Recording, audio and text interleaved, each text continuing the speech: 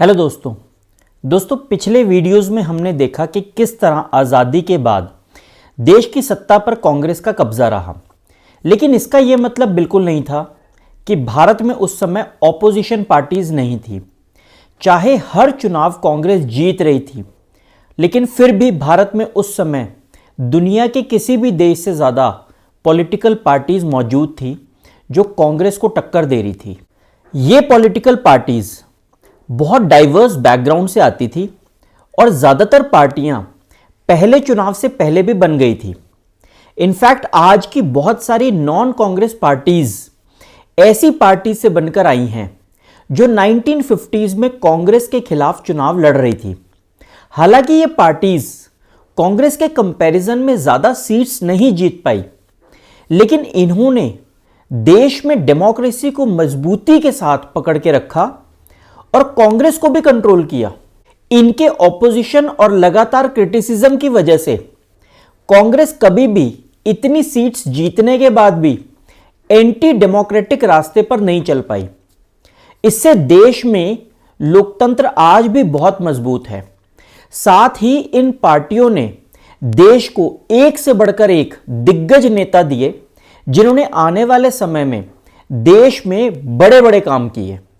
उस समय लीडर्स आपस में एक दूसरे की दिल से भी बहुत इज्जत किया करते थे।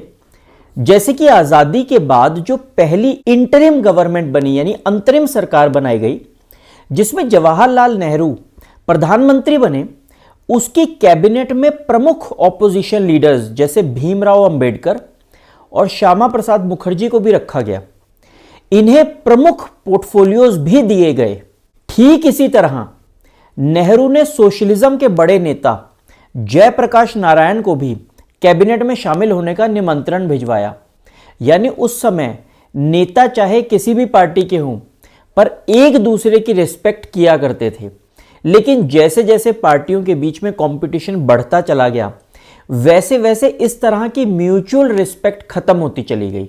आज के समय में ऐसा होना असंभव लगता है कि कोई प्रधानमंत्री अपने कार्यकाल में ऑपोजिशन के किसी मेंबर को कैबिनेट में जगह दे, परंतु वह समय और उस समय की राजनीति बहुत यूनिक थी, जिसकी वजह से आज भी देश में एक फंक्शनल डेमोक्रेसी काम कर रही है।